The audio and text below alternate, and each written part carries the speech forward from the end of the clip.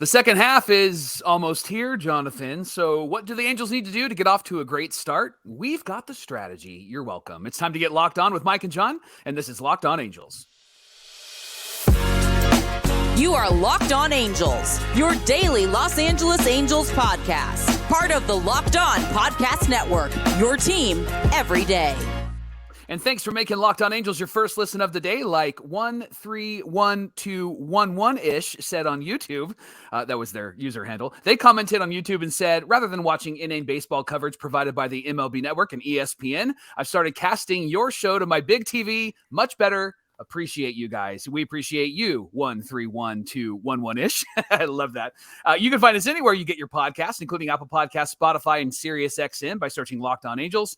Best way to help us out is by giving us a rate and a review. And if you're watching on YouTube, make sure that you're subscribed and click that little bell to be notified every time a new episode drops. Thanks for being here for this episode of Locked On Angels, where it's your team every day. You've got the Frisch Brothers here with you, a.k.a. the Super Halo Bros. My name is John, and that's my brother Mike. And my name is Mike, and that's my brother John. Thanks for being here with us. We appreciate you very, very much. We're always talking Angels baseball Monday through Friday, every single weekday, and we're glad that you're part of the conversation. Hey, Locked On Everydayers, we're going to get you ready for the weekend against the Astros. That's coming up on Friday through Sunday. Don't forget to get your questions in for Fan Mail Friday, happening tomorrow. We know you have lots of questions. We asked the tough questions on yesterday's show, Mike, and so I'm looking forward to hearing from our Locked On Everydayers regarding the questions that they're thinking about.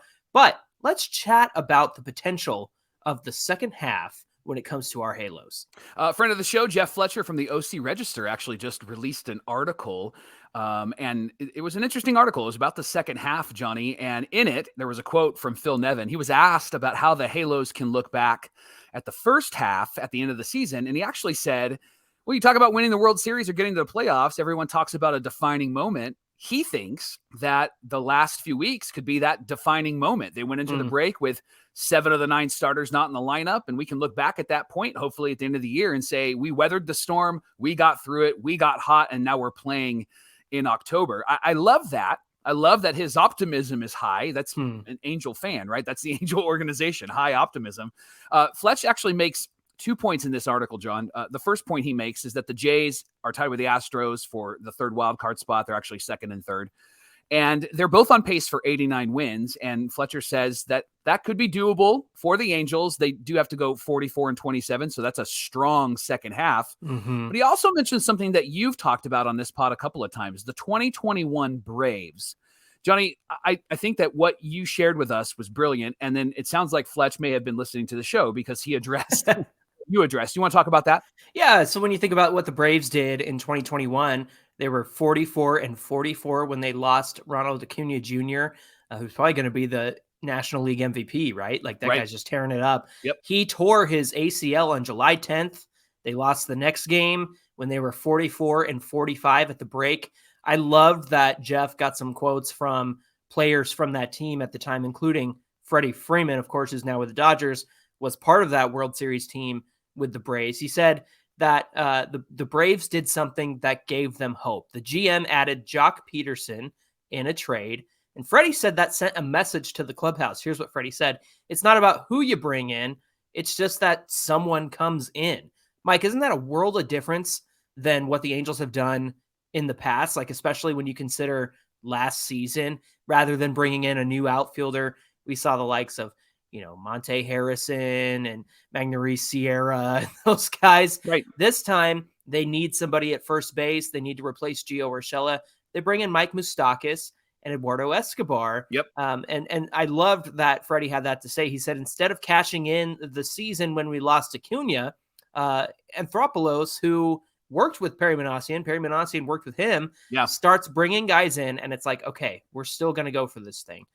Jeff Fletcher also said the move to get Moose and Escobar could be the start of something like that. Yeah, I loved what the Braves did, John, because they brought in 3 people. They brought in Jock Peterson, and then they brought in Rosario, and then they brought in Jorge Soler. They brought in 3 outfielders to replace one guy. Yeah, and I love that the Angels have went out and got Moose, and they got Escobar, and I think that we're actually going to find ourselves getting really a whole lot better because hopefully the guys that are on the IL will be back. Who are the 3 guys we brought in 2015? It was like Shane Victorino And gosh, I wish I could remember the other two, but it was like, oh yeah, we brought in 3 outfielders. Yeah. Not anybody that we needed, but okay. Right. That's true. I do remember that, right? They were kind of in the thick of things, and we brought in guys that were maybe way past their due date, right? Yeah. So I'm looking forward to Neto, Drury, Moore, and Rendon, and then a little later Trout and Ohtani coming back. I think that the one question mark for this weekend, Johnny, is there hasn't been, as of this recording, any information on if those guys are going to be back. I hope that they will be back, and I hope the Angels don't hold off out of just being, careful. Although I obviously don't want these guys to get hurt again, but it's time to get their bat back in the lineup because we've got this quad A lineup that just hasn't cut it for us. And I think if they're not going to do that, then there's some other moves that they probably need to make if they're going to go for it. And my gut as a fan, as I mentioned yesterday, my gut is they're actually going to go for this. I love this quote from Mickey Moniak in Fletcher's article. He said in regards to the second half, we're just going to keep going. We're going to take it one day at a time. I've said it a million times. Even despite the injuries that we've sustained, we've got a good group here still. And I think we're a team that can compete with anybody. And high five to Mickey Moniak, by the way, who has really been a powerful force in this lineup and somebody who comes through with runners in scoring position. And I'll mention it later on, but I think, Johnny, he needs to be in the thick of this lineup and perhaps not just at the top of this lineup. We'll get into that in a few minutes. But Johnny, can the Angels pull off what the Braves did? And how do you think they can pull it off? I mean, they're going to have to go out and make some moves, Mike, especially if they know that like guys like Drury and Zach Neto are not going to be back in time. I think that you can't wait. You got to put the pedal to the metal and you have to go out there and start dealing. I saw that the Cardinals are up for trading some guys, which I think is really important to note. I don't think it's the complete teardown that everybody thinks it will be, but just to know that there are Cardinals available.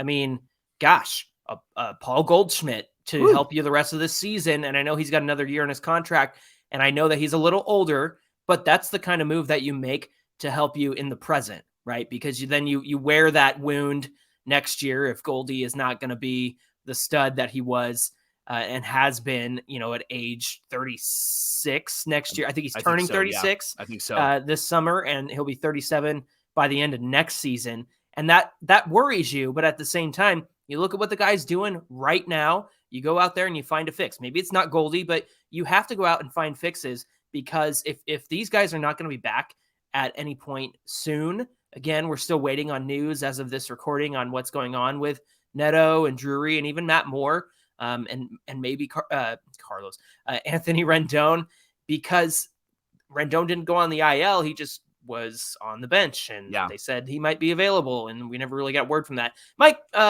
Phil Nevin's comments are interesting to me just because he sees this as like, hey, here's the adversity that we faced this season. And I appreciate, like you said, the optimism there. But even through that adversity, there have been moments where it just felt like we always say the phrase, there's no quit. There's no quit. There felt like a lot of quit in this team over the last few weeks. And that concerns me. Does it concern you? It certainly does. And I think that falls on Phil Nevin. That falls on this coaching staff. Yeah. And, we had that quote earlier this year from Benji Gill when he was doing some infield drills. And he said, you want to be a winning team, these are the things that you need to do well. That's what I would be focusing on if I'm Phil Nevin. I'm having my guys out in the outfield and in the infield, taking ground balls, and I'm having them do some of the basic fundamentals, especially if you're going to have Hunter Renfroe play some first base. You can't have mistakes over there, and he has to know when to come in and when to not come in. He has to know when to throw that little underhanded throw to the pitcher. He has to know what he needs to know as a first baseman. And quite honestly, I don't think that you can go wrong with those things. It's the simple things that are sticky, John. And I don't understand sometimes why organizations go beyond the simple things. I know that there's times that you need to do that, but ultimately the thing that you need to be working on is those simple things. I mean, throw it back to like that classic Hoosiers movie, right? And Gene Hackman is the coach of this team, and he comes in and he has them dribbling around chairs and he has them passing and doing chest passes and bounce passes. Like, I'm not a great athlete, but when my daughter was like, I want to work on my shot, she plays basketball. We went out to the park and we literally started next to the hoop. Like I told her, I said, stand by the hoop and hit the square and just get your form, work on your form, both sides. And we took about 20 shots on each side. And I think it's those things that actually, it's the repetition that gets into your heart. It's the rhythm, and baseball players are rhythm players. And so I'm with you. I think that part of the fight, though, is let's bring them back to the fundamentals. Let's bring them back to the basics. And I think that when they get those things right, this team will be so much better, because as fans have pointed out, they should have more wins than 45. They should probably have 50 wins at this point right now, because there's about 5 games that I think we could go back and go, you guys really blew it here. You guys really fell apart here. You made the mistakes and you made the errors, and it cost you.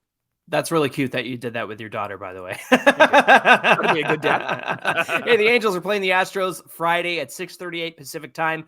Ohtani is scheduled to start. He's going up, it looks like, against JP France, a young rookie for the Astros who we did beat, but it was a 1-run game. It was a 2-1 game. We'll talk about that later.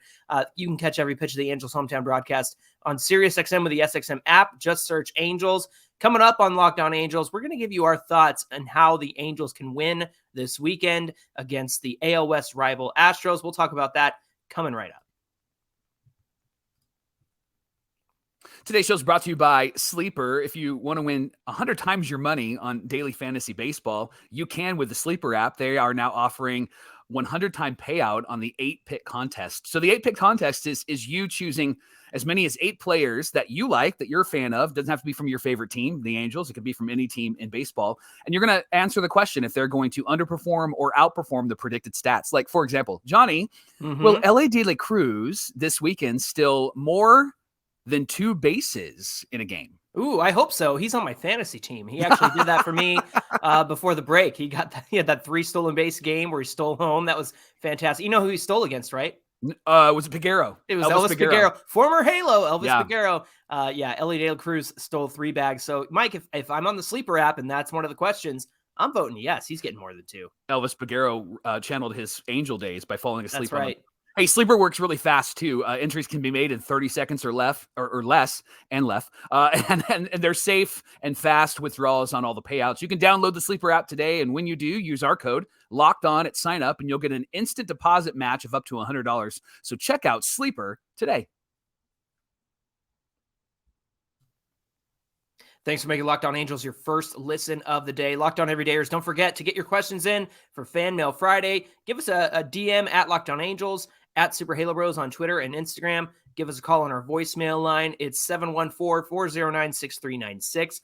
That number is in the episode description below. Hey, don't forget, the Angels are back at it tomorrow night against the Astros, 6:38 Pacific time. You can catch every pitch of the Angels hometown broadcast with SiriusXM on the SXM app. Just search Angels. Johnny, what a June Shohei Ohtani had. Here's some stats from Shohei. His hitting side was better than his pitching. Let me start with pitching. He was 2-2, 3.26 ERA, 11 earned runs in 30 and a third innings, 1.2 whip, 37 strikeouts, 11 walks in 5 games. Hitting wise was phenomenal. 394, 492, 952 with a 1.444 OPS. 27 runs scored, 29 RBIs, 7 doubles, 3 triples, 15 home runs, 21 walks, and 4 stolen bases. I'm not going to go through all of it, John, but just so that we can be reminded of what June was like for Shohei, here's a bit of a recap of his month. June 6th, homer. June 9th, homer. June 10th, homer. June 12th, 2 homers. June 14th, homer. I mean, like, it goes, like, there's not a day, I think, there's a couple of games where he missed, but then it was homer, did you 2 see, homers. Did you see the thread I made on at Locked On Angels on Twitter? It was all of Shohei Ohtani's first half home runs called by the opposing broadcast. It was great. Check that out if you haven't done so yet. It's on Twitter. It's also on our Instagram at Super Halo Bros too. But Locked On Angels on Twitter has each home run and the date and who, and you can hear the opposing team's broadcast. Mike, there's like 7 against the White Sox. Yeah. And 4 of those came, I think, in the month of June. So sorry to Nick over at Locked On White Sox for how much Shohei did damage to him this last month. My favorite call from the opposing team, and I can't remember what team it was, but was, oh no. Yeah. They immediately knew. So 15 home runs in June for Shohei. Johnny, the Angels had 47 homers in June total. So Shohei Ohtani is MVPing. That's what he does, right? And so it brought up an interesting question, and I want to throw it to you. Johnny, fill in the blank. The Angels need Ohtani, the hitter or pitcher, more in the second half.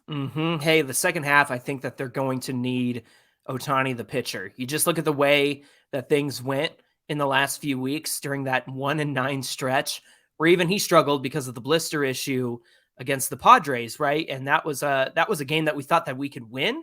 And if we're going to have success, we have to have starting pitching that keeps us in the game. And that goes for Reed Detmers and Griffin Canning and Patrick Sandoval and Tyler Anderson. Those guys need to keep us in the game. And so I think that to set the tone for that, I think Ohtani needs to be Ohtani the pitcher in the second half. Now, I don't think the hitting's going to go anywhere. I think that he's going to continue to do what he's doing at the plate, which has been amazing. But if I had to choose, Mike, I really got to choose Ohtani the pitcher, just because the Angels desperately need guys to keep them in the game moving forward, because that's been the bugaboo, if you will, the Achilles heel, is these innings where the starting pitcher comes out there and you feel like, all right, Reed Detmers, he's on the mound. Then he has a blow up inning or two against the Dodgers. And it's like, what happened to the guy who shut them out just a month prior? Right. All of a sudden he can't keep them from scoring, and they're hitting home run after home run after home run. These guys really ought to step up. And I think that Ohtani, being the pitcher that he is and being the ace that he is, will set the tone for the rest of the rotation. So for the remainder of the second half, I'm looking at Ohtani the pitcher as the guy that we desperately need. How about you? I agree 100%. And the reason why I agree is because he's going to get a lot of opportunities to hit. He's always going to be in there in the game and hitting, but he's only going to be pitching, every fifth, sixth day. And so I really think that we need him to be much better as a pitcher. And I would even be okay with him regressing a little bit as a hitter if it means that he's better as a pitcher. Now, I don't want that, but I want him to be better as a pitcher in the second half, because as you mentioned, I think that momentum that he can bring, especially in Friday's game against Houston, you get a victory to start off this series. I think it's going to motivate this starting rotation. And it looks like the starting rotation is going to be Ohtani, Detmers, Anderson, Sandoval, Canning. And so I kind of like that rotation, because what it does is it puts someone like Tyler Anderson and someone like Patrick Sandoval in between a Detmers and a Canning. And so it's not like, hey, we have three really great pitchers and then we're not really sure what's going to happen. I like how they've slotted them, but I think it all really depends on Shohei Ohtani and how he's going to set the momentum, set the standard when he begins this series against the Astros, and then every fifth or sixth day when he starts. So I think that it needs to be Shohei Ohtani, the pitcher, that really comes through in the second half for the Halos. And again, you look at what he did in June, that the 952 slugging, which is from the 7 doubles, 3 triples, 15 home runs. That's insane, right? Yeah. Because if you think about a good slash line, that's elite. 300 hitting, 400 on base, 500 slugging is usually like, yeah, that's really good, because 400 plus 500 is a 900 OPS. And for him to have gone 1.444 OPS is just insane. And so the fact that he did so well in June, if those numbers came back down to earth, he's still a really good hitter. And so I'm not concerned about his hitting. I think and not to say I'm concerned about his pitching either. I just think that we need his ace potential as we get into the next half of the season, because the Angels desperately need good pitching, and I think Ohtani is going to be a huge part of that. Today's show is brought to you by Bird Dogs. Hey, Johnny, when was the last time that you wore your stretch khaki shorts with anti-stink protection and really comfortable fit from Bird Dogs? Listen, I wore them yesterday because it was hot. There's a heat wave going on, and they have that anti-stink technology, and I don't want to stink. I don't want any of that. So, yeah, got to wear the Bird Dogs, especially during this heat wave we got going on. Yeah, I love when you're making your point. You got like really high, like Did I get Seinfeld on you? I don't want to stink. Who wants to stink? Listen, Bird Dogs is actually really comfortable, and we're not just saying that. We actually have pants and shorts from Bird Dogs, and Johnny wore his, I wore mine. Super comfortable, and they fit you. You don't have to make them fit, and that's what I love about Bird Dogs. And you can get a pair of Bird Dog shorts and pants at birddogs.com/lockedonmlb. And when you do use our promo code LockedOnMLB, Bird Dogs is going to throw in a custom style Bird Dogs Yeti style tumbler with every order. Again, the website is birddogs.com/lockedonmlb. When you order, pop in this promo code LockedOnMLB. Here's the website one more time, birddogs.com/LockedOnMLB. Go there today. Okay, we got the Astros coming to town on Friday. It's a 3-game set. Of course, we got Shohei Ohtani on the mound on Friday night, which is giving me a lot of hope because anytime you have Shohei on the mound, you feel like you're in it. It reminds me of Jared Weaver, Mike. Every time we had Weave on the mound, it felt like we had a chance to win. I miss that guy so much. He was my favorite Angel. I know that we've had Trout and Ohtani over the last few years, but Weaver to me has always just been my favorite because you always felt like you could get a win with him on the mound.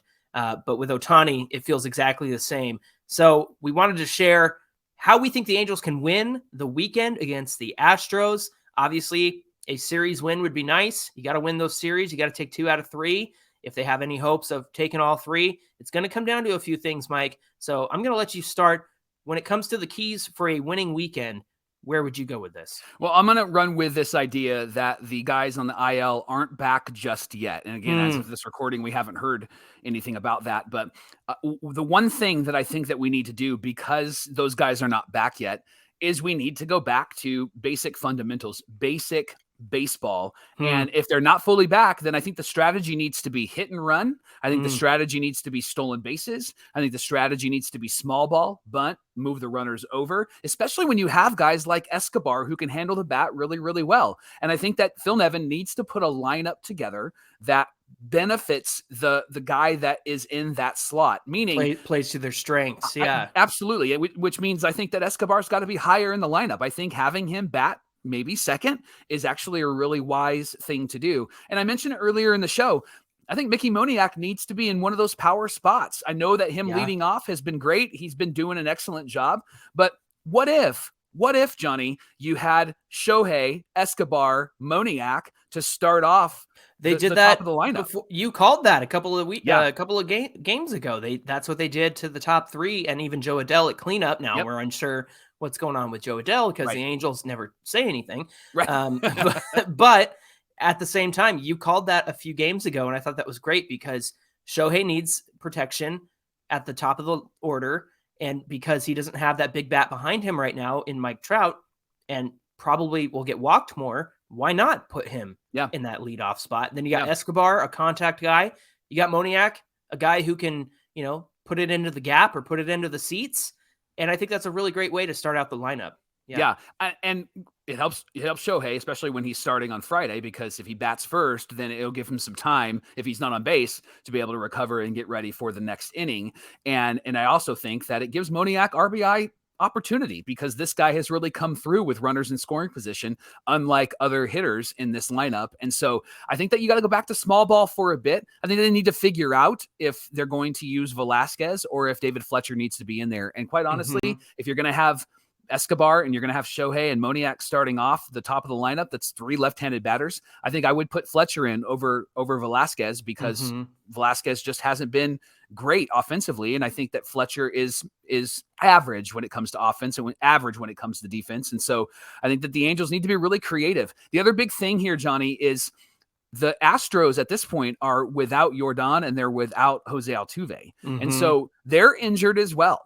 And we can't let their backups or their other players beat us. Pena at short can't beat us. Like, you need to shut him down. And that's going to be a big key for the Halos, getting 2 strikes and then finishing them off, and then not allowing that batter, like, for example, the catcher who played for us, I'm blanking on his name, who's their catcher for the Astros. Yes, Maldonado. Thank you. He's not a great hitter.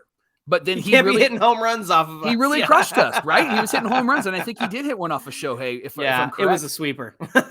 See, and that's the thing that the Angels can't do. You can't have these guys who are hitting 200 with no home runs suddenly rising up against you, and that happened in the last few series. And so those are some of the keys that I think that they need to focus on this weekend: small ball, bunting, some of the basic fundamentals. They need to be wise about this lineup. They need to move runners over. Their approach needs to be wait and see instead of attack, even when they're down 0-2. And I think they need to be really smart about what they do this weekend because these games really matter. You think about who's in this lineup. You've got Ohtani as a big bat. You've got Mike Moustakas, who can hit, a nice home run. You've got Hunter Renfroe, who's struggling, but is somebody that you count on for home runs, and then Mickey Moniak. But then you think about Velasquez and Rengifo and Fletcher and Escobar, guys who, like you said, should be waiting and seeing. I know everybody says DFA Velasquez, but the one thing I like that he's been doing is being patient at the plate, and when he's patient at the plate, because sometimes I see that guy swing away just like he was doing last year. Velasquez has no business swinging at a baseball at all. And when he takes his walks, he's most successful on the base paths because he's stealing bags and he's getting inside the head of the pitcher on the mound. That needs to be the strategy for this team. You have to know who your players are in the lineup, and you have to consider, all right, do I want Fletcher swinging at pitch number 1 and being aggressive? No, because it might be a routine pop out. Yeah. Do I want David Fletcher on the bag and have him potentially steal a base? Of course I do. Do I want David Fletcher on base with Shohei Ohtani coming up behind him in the number 1 spot? Of course I do. So the Angels just need to spread the wealth throughout this lineup and realize let their hitting guys hit. Again, it's Moustakas and Shohei and Moniak. Let those guys hit. Everybody else, wait and see, because you need to be on base for when those big bats come around. I think that's what's key here. Mike, for me, it's pitching. The last time the Angels won against the Astros, I mentioned it earlier, it was Griffin Canning on the mound in a 2-1 victory over the Astros in Houston against JP France. It was 6 innings pitched, 4 hits, gave up 1 earned run, 4 strikeouts, and the earned run was a home run, and it was 87 pitches for Griffin Canning. Wow. It was a 2-1 game. It came down to the very end for the Angels, and they were able to take that one in Houston. Before that, when Houston was in town last time, we got 1 win out of 3 against them, and it was Sandoval who got the win. Now, it was a 6-4 win, but Sandoval went 6 1/3 inning.